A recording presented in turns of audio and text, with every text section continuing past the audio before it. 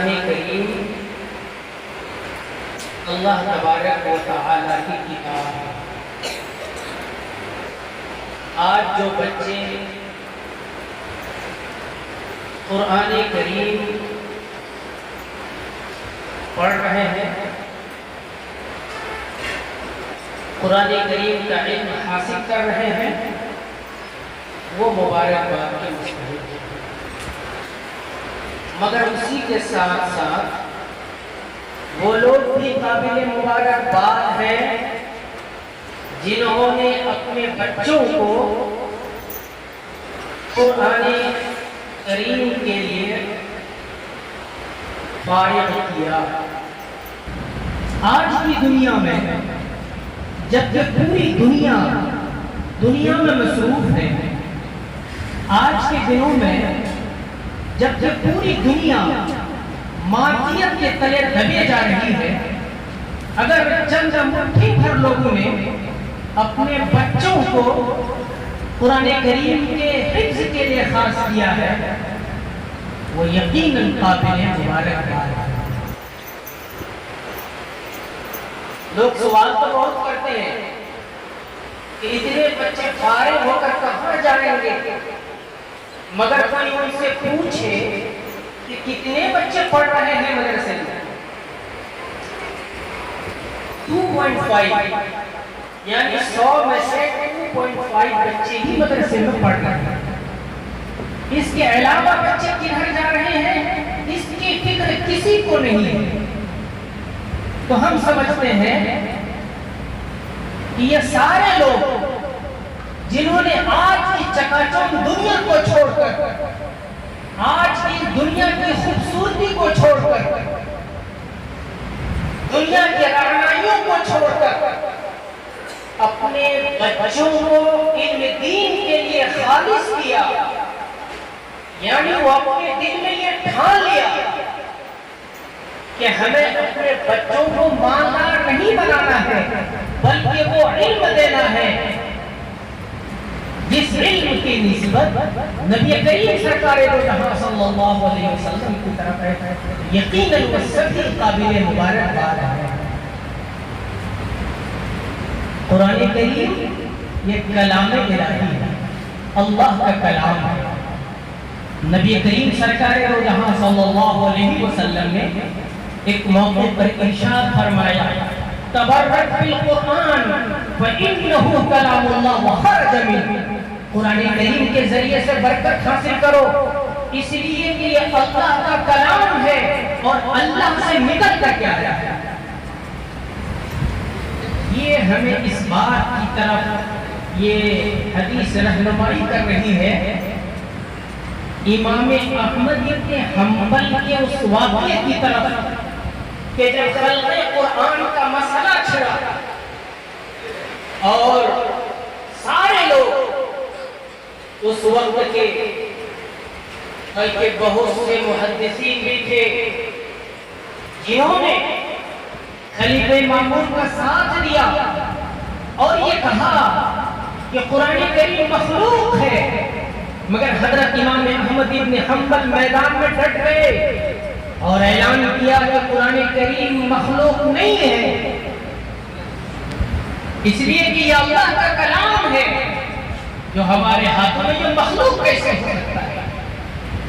حضرت امام احمد بن حنبل کو جیل کی سلاخوں میں ڈال دیا گیا، صرف جیل کے سلاخوں میں نہیں، آپ پڑھیے تاریخ کو کہ جب ان پر کوڑے برسائے جاتے، چیخو پکار کی آواز ایسی آتی جیسے ہاتھی کے چنگھار کی آواز آتی، مگر ڈٹے رہے اپنے موقع پر۔ آخری وقت ہے، امام احمد بن حنبل اس دنیا سے رخصت ہو رہے ہیں، زبان پر ان کے بیٹا ان کے زبان کو دیکھتے ہیں کہ وہ زبان سے کچھ بول رہے ہیں، یا اللہ ابو الحسن پر رحم فرما۔ بیٹا پوچھتا ہے کہ ابا جان یہ کیا بات ہے، یا ابو الحسن کون ہے؟ ہم اپنے بچوں کو اس کے ذریعے سے جو سنانا چاہتے ہیں وہ ہمارے بچے توجہ سے سنیں کہ حضرت امام احمد بن حنبل رحمۃ اللہ علیہ نے کہا کہ جب میں جیل کے سلاخوں میں تھا، قید و بند کی صعوبتوں میں تھا، مجھ پر کوڑے برسائے جاتے، میرے پائے استقامت پر لغزش آنے لگی، سمجھ میں نہیں آ رہا تھا کہ کیا کریں۔ ایسے میں ابو الحسن ایک ڈاکو تھا، ان سے ملاقات ہوئی، وہ بھی جیل میں بند تھا۔ انہوں نے کہا کہ امام وقت، تم پر حالات آئے ہیں، مزید حالات آئیں گے، لیکن کبھی اپنے موقف سے پیچھے مت ہٹنا۔ انہوں نے کہا کہ سنو، میں بھی ایک بہت بڑا ڈاکو ہوں، مجھ پر کوڑے برسائے گئے، جیل کی صعوبتیں جھیلنی پڑی، مگر میں نے چوری کرنا نہیں چھوڑا۔ تو جب میں اپنے کام سے پیچھے نہیں ہٹا، تم بھی اپنے موقف سے پیچھے مت ہٹنا۔ اگر تم اپنے موقف سے پیچھے ہٹ گئے تو یہ امت بہت جائے گی، جن کی امیدیں تم سے وابستہ ہیں وہ سارے لوگ پیچھے ہٹ جائیں گے۔ یہاں تک کہ امام احمد ابن حنبل نے کہا تھا کہ میرا جنازہ میرا فیصلہ کرے گا۔ امام احمد ابن حنبل اپنے موقف پر ڈٹے رہے اور جنازے نے فیصلہ کیا۔ لاکھوں کی تعداد میں لوگ اس دن جس دن جنازہ نکل رہا تھا اسلام قبول کر۔ میرے عزیز طلبہ، حفظ قرآن کی دولت سے آپ مالا مال ہو رہے ہیں۔ حالات آئیں گے، مسائل آئیں گے، پریشانیاں آئیں گی، چونکہ آپ نے ان راستوں کا انتخاب کیا ہے جو راستہ حضرت ابو ہریرہ رضی اللہ تعالیٰ عنہ کا تھا کہ جب بھوک سے تڑپ اٹھتے لوگ یہ سمجھتے کہ ان کو مرغی کی بیماری ہو گئی ہے۔ آپ نے ان صحابہ کرام کے راستے کو چنا ہے کہ جو کھانے کے لیے بیتاب ہو جاتے تھے، بے طراب ہو جاتے تھے، مگر نبی کریم سرکار دو جہاں صلی اللہ علیہ وسلم کی چوکھٹ اور در و دیوار کو انہوں نے نہیں چھوڑا۔ آپ نے اس راستے کا انتخاب کیا۔ حالات آئیں گے، مسائل آئیں گے، پریشانیاں آئیں گی، لیکن اگر امام احمد بن حنبل کے ماننے والے ہیں، اگر حضرت ابو ہریرہ رضی اللہ تعالیٰ عنہ کے ماننے والے ہیں، اگر آپ کی نسبت اصحاب صفہ سے ہے، تو کبھی بھی آپ کے پائے استقامت پر لغزش نہیں آنا چاہیے۔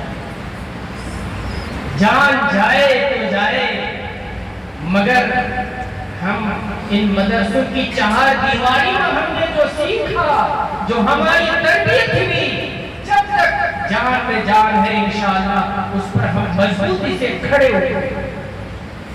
یہ ہم نہیں کہتے کہ ایک بچہ جو حافظ قرآن بن گیا وہ ڈاکٹر نہ بنے، انجینئر نہ بنے، سب کچھ بنے، لیکن رب کعبہ کی قسم، مدرسے کی جو روٹیاں آپ نے کھائی ہے اس کو شرمسار مت کیجیے۔ یہ کیا بات ہوئی؟ حافظ قرآن بن کر جیلیوں گئے، وہیں کے رنگ رنگ گئے، حافظ قرآن بن کر جامعہ ملیہ گئے تو وہیں کے رنگ رنگ گئے۔ ہونا تو یہ چاہیے تھا کہ وہاں اپنے رنگ میں لوگوں کو آپ رنگتے، چہرے میں داڑھی ہوتی، اسی لباس میں نظر آتے کہ یہ حافظ قرآن ہے۔ یہ کون کہتا ہے کہ اس کپڑے میں رہ کر کے آپ دیگر پڑھائی کو نہیں پڑھ سکتے؟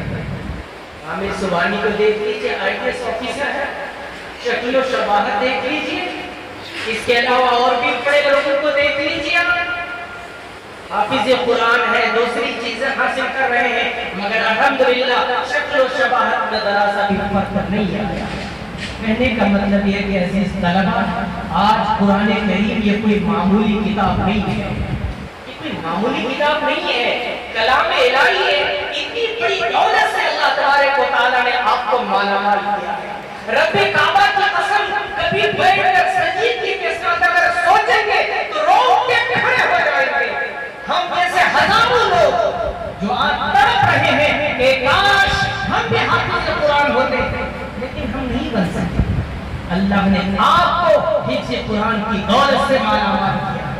یہ وہ قرآن ہے کہ جس قرآن کے بارے میں ہم سب کے خالق و مالک اعلان کرتا ہے کہ ہم نے ہی قرآن کو اتارا ہے اور اس کی حفاظت بھی ہم ہی کریں گے۔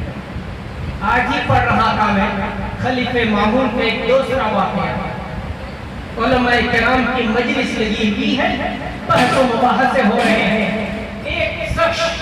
عالم دین شکل صورت میں اور بڑا فصیح و بلیغ بول رہے ہیں۔ خلیفہ مامون نے کہا کہ تو کون ہے؟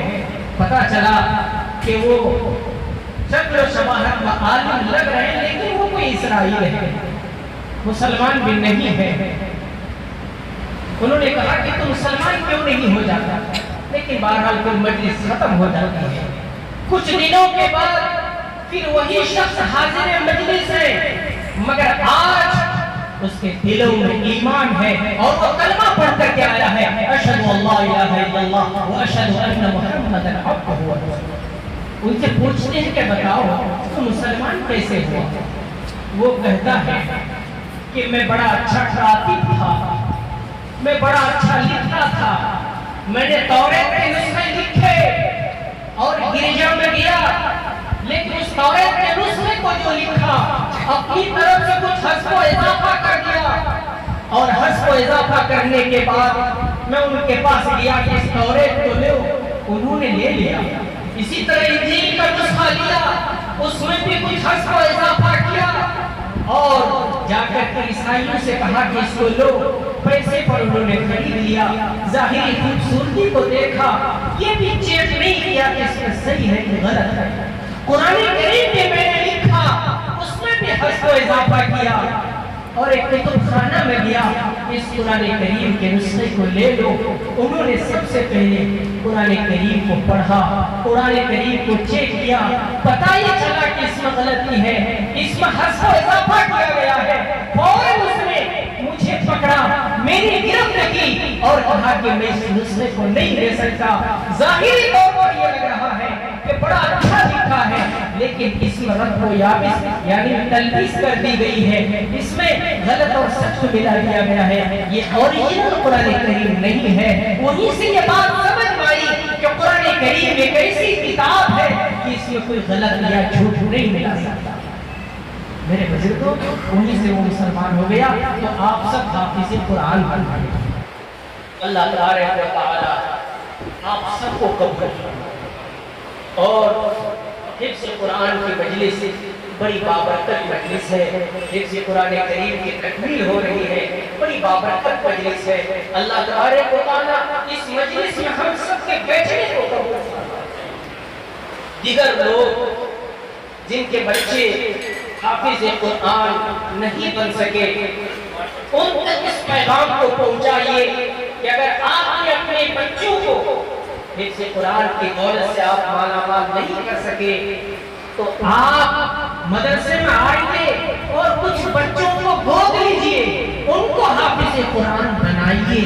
اللہ تبارک و تعالی ہم سب کو عمل کی توفیق دے، آمین۔ وما علینا الا البلاغ۔